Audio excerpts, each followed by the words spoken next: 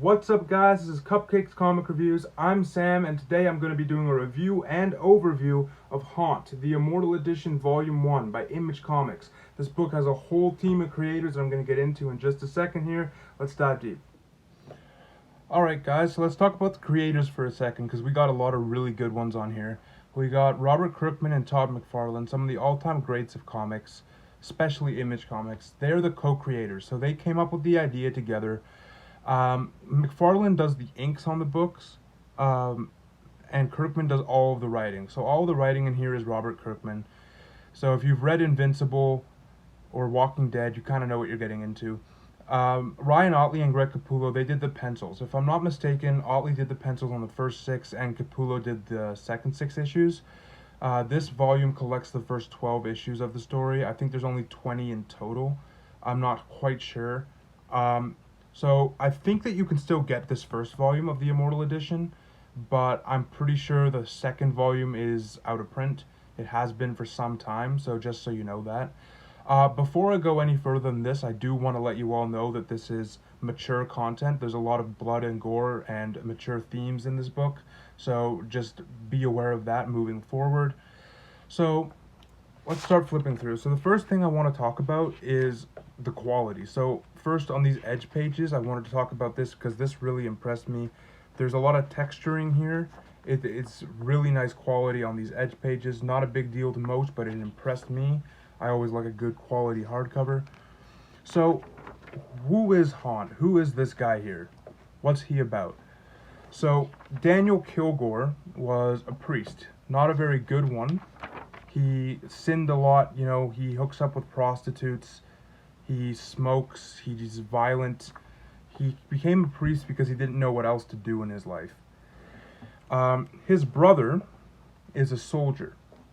He works for one of the government organizations, I don't remember which, but when he died, he possessed Daniel's body. And when they merge, they become Haunt.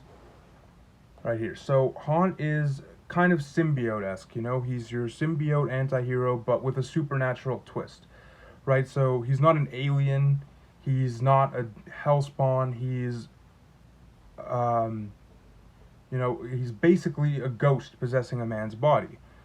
And what that means is, it's a little bit different than your typical story. So after they finally figure out what's wrong with them, he takes his brother's spot, well, not his brother's spot, but he explains to his brother's organization what happened to him, and after they prove it, they let him go on missions that his brother would have gone using his new powers. And there's a lot of stuff that goes with that.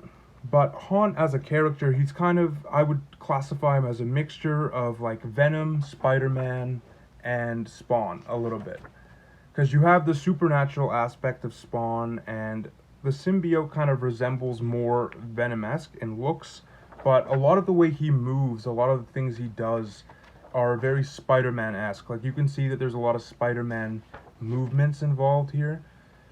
So I kind of think this may have been Todd McFarlane's way of bringing a little Spider-Man back into his life. I might be wrong, though. That's speculation. So what were my thoughts on this book? How did I feel when I read this? I quite enjoyed it. It's not as good as Invincible. See, there's Spider-Man-esque stuff there. It's not as good as Invincible, but it's still Robert Kirkman, right? So I really wanted more of this, and like I said, unfortunately, I wasn't able to get any further than this volume, but if I could have, I would have. I thoroughly enjoyed this story. I wanted to see where it was going next. The artwork is great all around. I do like Capullo's issues a bit more. I think we're just into the Capullo part now. So would I recommend this book? Hell yeah, I would. I seriously think that anybody who can read this should. It's a lot of fun. If you are a fan of anti-heroes, if you're a fan of violence, if you're a fan of superhero books that aren't Marvel or DC, I would certainly recommend picking up Haunt. it's just fun, you know, and at the end of the day, that's what comics should be, in my opinion. Now, it's not the best story in the world, all right? Ooh, that's kind of grotesque. I'll be honest, it's not the best story in the world, but it's good. Not everything has to be the best ever made. Some things can just be what they are, and that's good. And that's how I feel about Haunt. Of course, everybody has different opinions about books, and that's what makes comics so great.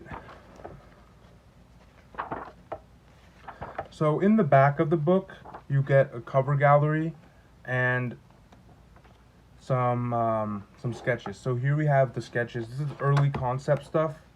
So when they were first figuring out what they were gonna do, like this is a version of Haunt that could have been. In my opinion, I actually like this more.